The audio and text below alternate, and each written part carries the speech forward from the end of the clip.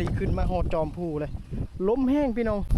นี่จอมผู้โอ้ยวิวสวยงามเลยบ้านี้ขึ้นภูกับหอดเขตภูแล้วพี่น้องตอน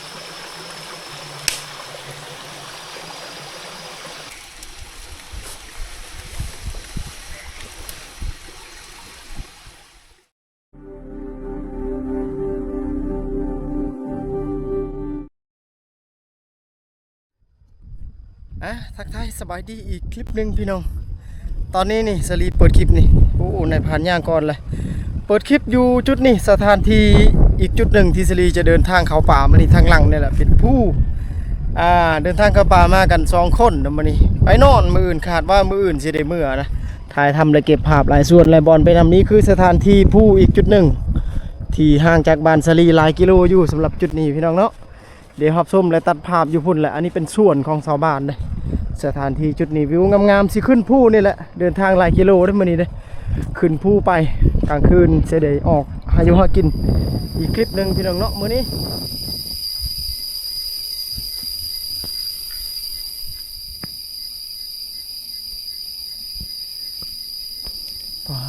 พี่น้องตอนนี้สลีตัดภาพมาจุดนี้หอดพื้นที่ป่าแล้วพี่น้องตอนนี้หอดพื้นที่ป่าแล้วขึ้นภูกับหอดเขตภูแล้วพี่น้องตอนนี้นี่แหละสถานที่ที่สลีเขาป่าลาสัตว์มื้อนี้ให้พี่น้องได้เห็นนะนี่เป็นหินนะผานะสลีตัดภาพมาจุดนี้หลังจากเมื่อต้นคลิปแถวไฮแถวสวนอันนี้โอ้ทุกพื้นที่ป่าแล้วพี่น้องเดี๋ยวสิเดเลาะและหาสถานที่ตั้งแคมป์ต่างๆนะ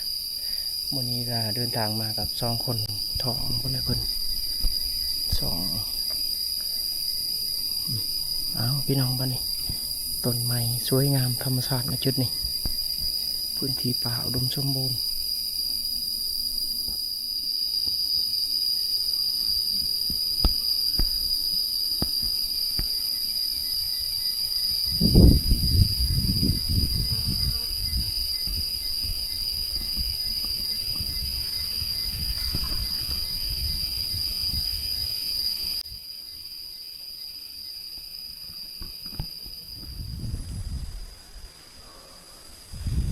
ตัดภาพมาอีกครั้งหนึ่งจุดนี้พี่น้องอันนี้เสรีเดินทางมาจากจุดเก่าในหลายกิโลแล้วนะมาฮอดจุดนี้เดินทางหลายกิโลแล้วยังบ่ถึงที่พักที่มีต้นไม้วันนี้นะโอ้ยเมื่อยพี่น้องเขตป่าโอ้ยเมื่อยพี่น้องสลีมาหอดพื้นที่มาหอดพื้นที่จอมพูแล้วพี่น้องตอนนี้ขึ้นมาหอดจอมพูเป็นหินด่านไปนี่แหละเดินทางมาแต่บ้านน่าจะ3-4 กิโลน่าจะประมาณนี้แหละพี่น้องพวกผ่านท้องมาหอดพื้นที่เลยโอ้ยโคตรเมื่อยเลยพี่น้องดิฉันจะกินอันนี้ครับพื้นที่ป่าโบสีสะอาดหรือบ่เนี่ยเดี๋ยวจะกินลองบ่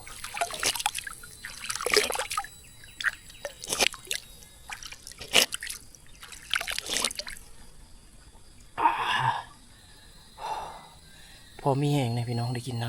ำเนื่องจากว่าท่อขาดน้ำในอุ้ยอากาศร้อนนะน้ำนี่ใสเลย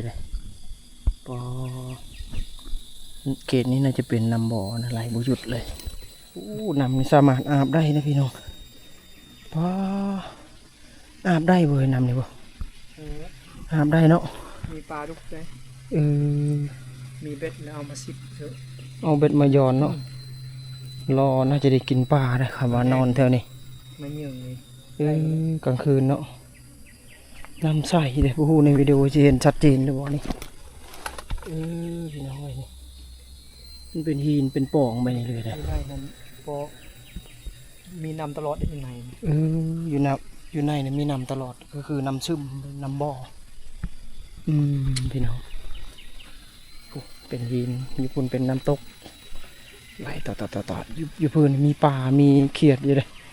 เพราะว่าลึกได้อยู่พี่น้องอยู่พื้นนี่ จุดนี้สามารถอาบได้มันตกมาเลยพี่นี่โอ้อันนี้ต้นมังไฮพี่น้องมังไฮมีไก่มากินอยู่เมื่อกี้นี่เห็นบินออกไปแล้วลายโตนี่เลยมังไฮมีไก่มากินนี่บอลตกมาแต่พี่เลยว้าวสวยงามเลยพี่น้องจุดนี้เดี๋ยวสิริชีอาบน้ำก่อนพี่น้องหอดคือที่นี่ก่อนที่เดินทางต่อนี่อาบน้ำก่อนอากาศร้อนนะยุ่งลายสิริใส่ทรงเสื้อแขนสั้นนะตอนขึ้นมานี่ค่าแขนยาวอยู่แต่ขาสั้น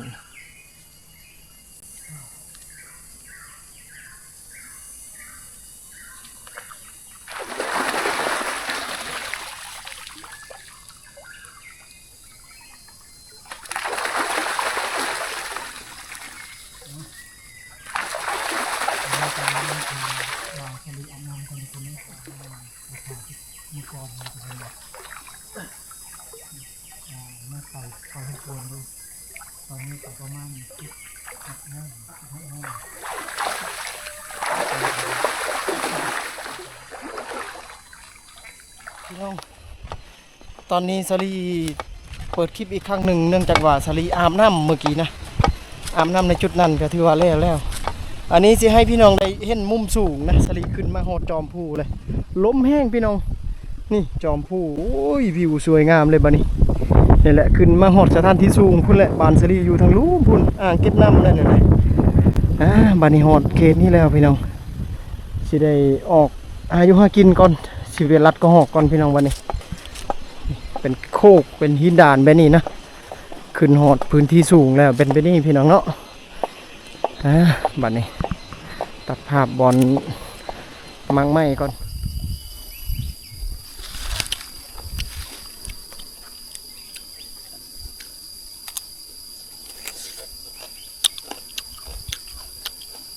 มะม่วงป่า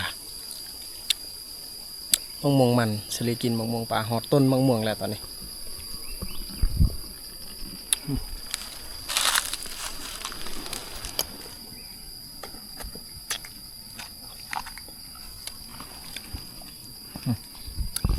มะม่วงป่าช่วงนี้นี่สัตว์มากินมะม่วงนี่แหละพี่น้องไปดักซุ่มสัตว์กินมะม่วงนี่ขาพี่น้องต้นนี้แล้วต้นมันนั่นแหละต้นมันต้นใหญ่เลยครับพวกต้นมันใหญ่เลยมาจอดกิน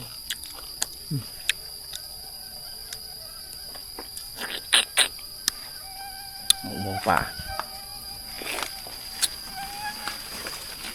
ช่วงนี้กันเข้าป่าเนี่ยเราเห็นมะม่วงป่าเนี่ยสามารถกินได้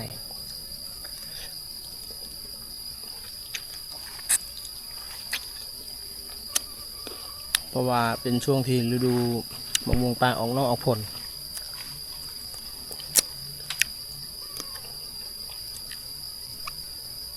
บางต้นก็หวานบางต้นก็ส้มตอนนี้มาฮอดสถานที่ที่หมูสลีสุ่มดักสัตว์ณจุดนี้นะหมูสลีไปพึกอีกต้นหนึ่งแล้วสลีก็นั่งทานในต้นนี่แหละต้นมะม่วงต้นนี้แหละยันมีกองเข้ามาพี่น้องนี่อันนี้เป็นสถานที่ที่เพิ่นสร้างเพื่อบอนซุ่มสัตว์ถ้าว่ามีสัตว์เข้ามากินหมากไม้อันนี้เป็นเป้ทงมูสลีอันนี้เป็นเป้ทงสลีน้ำหนักเนี่ยน่าจะอยู่ใน4 โล 4 หรือ 5-6 โลในตัวนี้เลยหนักเลยเครื่องของมีผ้าบัดมีข้าวนำอันนี้จูดยากันยุงไล่ยุงสลีปึกอยู่ต้นนี้แหละพวกต้นมะม่วงอยู่พวกต้นมะม่วงอยู่พวกนี้เวลาค่ำใกล้สิมืดแล้วน่าจะ5 โมงแล้วตอนนี้เดี๋ยวทาตอนผ่านท้องมาว่าเพิ่นมันอย่างสลีทาก็หอกอยู่นี่แหละ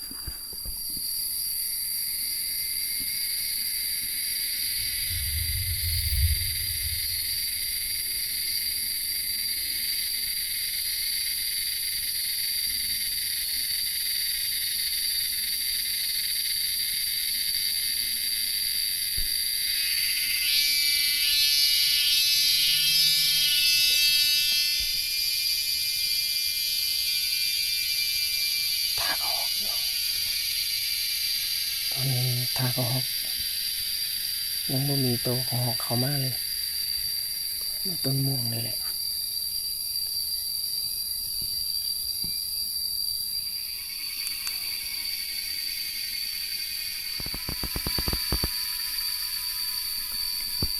คำมืดแล้วตอนนี้พี่น้องมืดแล้ว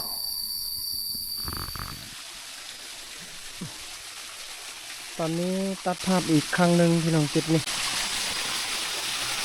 สลีออกจากต้นมะม่วงแล้วนั่งทากับไล่สมงเติบพี่น้องบริมีสัตว์เขามาเลยอันนี้กำลังย่างไปที่พักนะผมจะสร้างที่พักในจุดหนึ่งในลำห้วยหรือว่าสายน้ำในจุดนี้แหละน้ำตกในแบบกลางคืนเลยจุดนี้กำลังสีย่างไปบนตั้งเข้มก่อนกินข้าวกินน้ำตกกลางคืนนะหินพลาดนะพี่น้องนี่นะ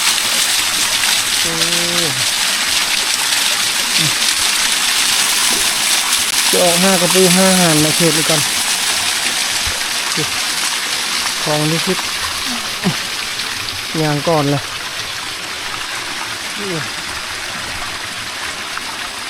น้ำพลาดอะไรพี่น้อง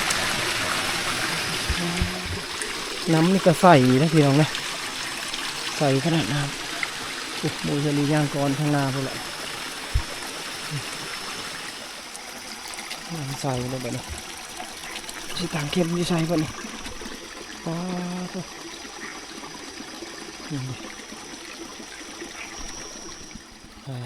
บัตรนี้พี่น้องเอ้าบัตรนี้สีอยู่จุดนี้แหละก็คือพวกเราสีกินข้าวกินน้ำกันจุดนี้แต่ว่าอาหารเราไม่ได้ถือมาสีนอนในจุดนี้แหละพี่น้องนี่สถานที่ครับกลางคืนในจุดนี้สถานที่อยู่อาศัยในคืนนี้ในคลิปนี้แหละพี่น้องเนาะนี่เดี๋ยวเสียออกเครื่องคล้องเลยอีกอย่างนี้ที่สลีถือมาพวกนี้โอ้ยโบแมนเบาเลยพี่น้องนักขนาดเลยทงนี่หลายโลเติบโดนคุมสลีถือในช่องอันอุปกรณ์เข้าปลาสลีพื้นฐานเล็กน้อยนะเอาชีวิตรอดในปลาสักคืนหนึ่งอันนี้เป็นเครื่องคล้องเส้นถ้วยหม้ออันนี้นะแต่ถ้วยบริถือมาแล้วก็เข้ากินถือมานี่ power bank นะนี่ power bank สลีถือมาตัวนี้แสนวัตต์ไฟนี่แห้งอยู่แสนวัตต์นะไฟหุ่งเลยแสนวัตต์ตัวนี้เสื้อกันน้ำฝนนี่เป็นซื้อมาใหม่ตัวนี้คันฝนตกลบอยู่นี่แหละน่าจะ2 เมตรคูณ3 เมตรบอกประมาณนี้แหละความกว้างอุปกรณ์ที่สลีถือมาในมื้อนี้คลิปนี้พี่น้องเนาะประมาณนี้แหละเอาบัดนี้ก่อนอื่นเลยก็ดังไฟก่อนหาฟืนเกี่ยมไปเลยพี่น้องสลีสีดังไฟก่อกองไฟก่อนบางทีมันอาหารมันเอียงนะก็จะได้ทำอาหารนะเราเข้าป่าช่วงนี้นี่ยากนะพี่น้องนะยากกับเรื่องฟืนเรื่องไฟอย่างไรมีดังอยู่บนหินสลีบนแน่ใจคือกันกับหินอาจจะระเบิดหรือบ่ออันตรายนะพี่น้องดังไฟในพื้นหินแต่ว่าข้อดีก็คือเราสามารถลบจากพื้นดินได้เนื่องจากว่าประเทศลาวนี่มีระเบิดมียังมาตกในพื้นดินในหลายพี่น้องนะเห็นบ่อขาวมีหลายจุดหลายบ่อระเบิดในพื้นดินหลายต่อหลายจุดหลายบ่อนในลาวระเบิดมูลยุดช่วงขามหมดเลยพี่น้องเนาะถ้าเราดังพื้นดินเราก็ต้องขุดก่อนถ้าดังในหินก็เราต้องเบิ้งหินที่ลักษณะที่สามารถดังได้แหละเอาก่อกองไฟได้จะเป็นสิ่งหนึ่งที่สลีแนะนำให้ท่านผู้ชมให้ฮู้นำในคลิปนี้แต่สิ่งที่สำคัญเข้าป่าช่วงนี้เราต้องถืออย่างหรือว่ากาไฟซ้ำห้อง2-3 อันก็ได้พี่น้องเนาะสิ่งที่สำคัญเลยหลักๆ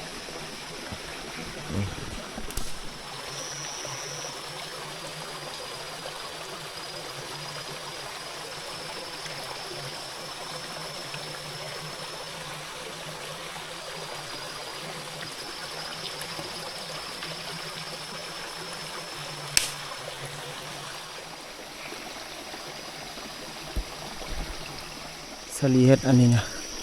เอาเฮ็ดบอลจากมุงผ้าบัตรนะจะผูกเป๋ตัวนี้นะสลีตัดไม้เมื่อกี้บ่ได้ถ่ายทำสีมุงผ้าบัตร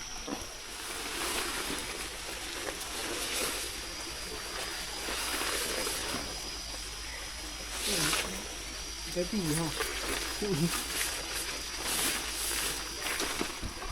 น่าจะอยู่ได้คนหนึ่งคนเดียว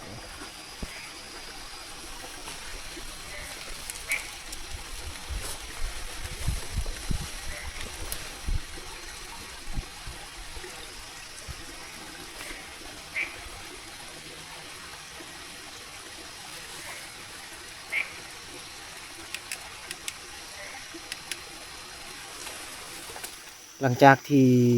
สร้างที่พักต่างๆเนาะนี่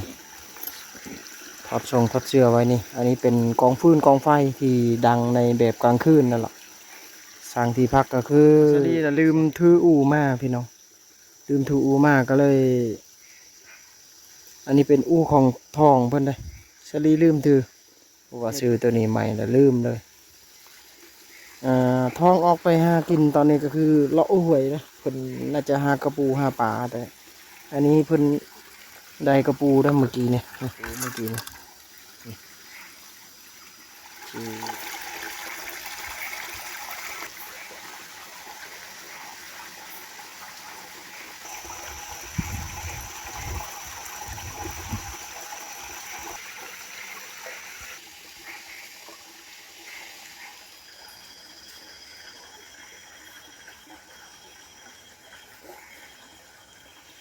เจอกระปูพี่น้องตอนนี้สลีเอาการกระปูนะเห็นกระปูนี่สิเอากระปูไปทำอาหารเลยนี่ว้าจับได้แล้วพี่น้องนี่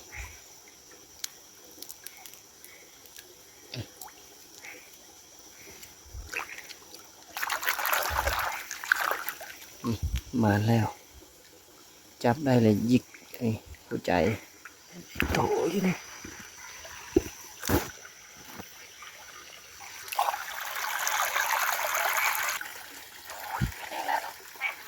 โอ้ได้แล้วนี่เรียบร้อยเลยพี่น้องเป็นตัวที่สอง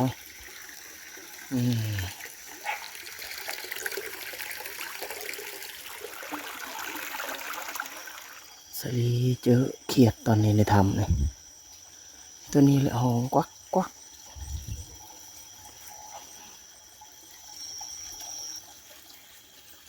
อย่างูไม่ติดน้องนะบางทีเราจะจับเขียดเว้นงู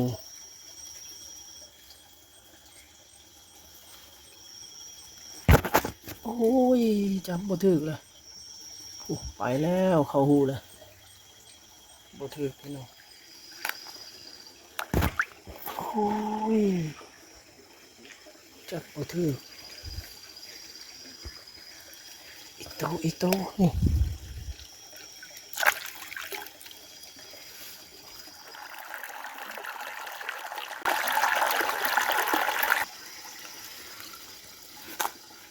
ได้ประมาณนี้แหละได้3 โตแล้วก็รวมเป็น4 โตเดี๋ยวสลีสีจี้ก่อนจี้กินไว้ท่าท้องมาบางทีท้องสิได้อาหารเพิ่มบ่หรือว่าได้กระปูเพิ่ม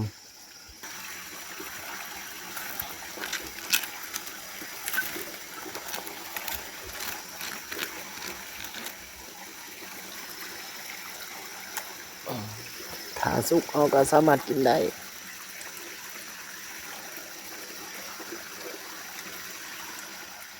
ได้ผ่านทองมาแล้วเพิ่นมาแล้วนี่เพิ่นได้อาหารแล้วบัดนี้มีหยังนะเขียดเพิ่นได้แล้วอาหารบัดนี้นี่ดิมีหยังกับแกนี่เขียดนี่มาได้ๆนี่นี่ดิกับแกเลยกับแกโอ้ย2 โตนี่จีแซ่บตัวนี้นะพากันจีแบบนี้เลยปีจีแบบสดๆแบบนี้เลยพี่น้องรสชาติดีเอาแบบไม่นั่งเลยนะรสชาติมันจังได้ คักกินของปลาต้องกินแบบนี้แหละบัดนี้สุกหมดแล้วอาหารปิงอาหารสุกนี่ก็คือกับแก่แล้วก็เขียดแล้วก็กระปูนี่กระปู2 ตัวจะเลยกินไปแล้วตัวหนึ่ง2 ตัวนี่ขาวของบัดนี้เข้าตัวนี้ผักโอ้ถือมานี่ผักอันนี้ผักปลานี่ผักมาแต่เหือนอันนี้นะกินข้าวปลามื้อนี้เอ้าบัดนี้พี่น้องกินข้าวกันก่อนบัดนี้พากันกินข้าวก่อนตัดพามาอีกครั้งหนึ่งหลังจากที่กินข้าวแล้วอันนี้นี่สีกู้เครื่องในบันไดสีมือนะพี่น้องอันนี้นี่เนื่องจากว่ายังบริถือนอนยากแล้วล่ะสีกู้เครื่องมือบันนี้ตัดสินใจเลยล่ะคืนนี้บ่อยู่พากันมือ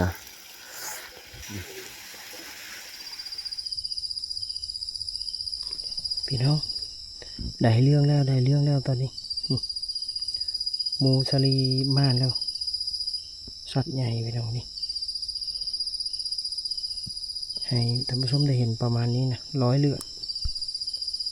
นี่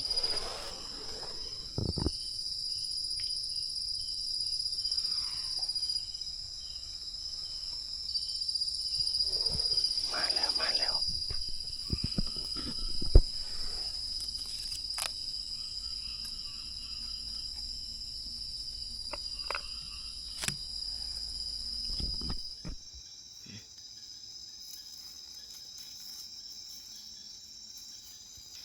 ตอนนี้กำลังเฮ็ดกระสอบนี่พี่น้องสีใส่พักก็คือมานชัดในตอนนี้เดี๋ยวสีเสลยตอนถ่ายคลิปนะพี่น้องให้ได้เห็นนี่สลีถ่ายทำนะหมูสลีมัดอยู่เดี๋ยวสีเสลยถ่ายคลิปพี่น้องว่าคืออีหยังสัตว์หยังตอนกินข้าวนะเพิ่นมานะก็คือเพิ่นได้แล้วได้ตอนเพิ่นมาเพิ่นได้ทั้งเขียดทั้งไอ้หยังก็ปอมกับแก้แล้วก็รวมทั้งตัวนี้ผมพากันเป็นน้ำแล้วเมื่อกี้นี่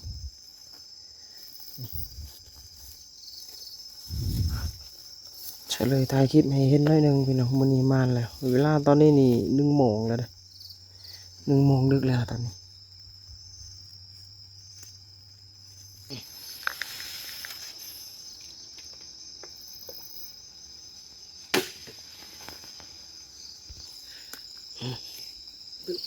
หาวิธีแบ่งแล้วมื้อนะไปแล้วบัดนี้กลับมาหอดบ้านหอดเฮือนหอดบ้านแล้วนี่เวลาตอนนี้03:29ก็คือ3 โมงแล้วตอนนี้นี่พี่น้องมือสลีบวมมาเลยโดนแมงงอนตอดระหว่างทางนะสลีบริไทยทำตั้งตอนนั้นแมงงอดหรือว่าแมงป่องนั่นแหละตอดแมงงอดป่าบัวในภาพจะเห็นภาพหรือบ่แต่ว่าบวมมาแล้วมือเบื้องนี้ช่วงถ่ายคลิปกลับมาหอดเรือนหอดบ้านแล้วในตอนนี้สีอนุญาตปิดคลิปนี้เอาประมาณนี้พี่น้องขั้นตอนที่เฉลีถ่ายทำก็คือได้บางส่วนบางจุดบางบ่อนนะที่เฉลีอัปเดตออกไปก็คือในจุดนั้นก็คือคืนหนึ่ง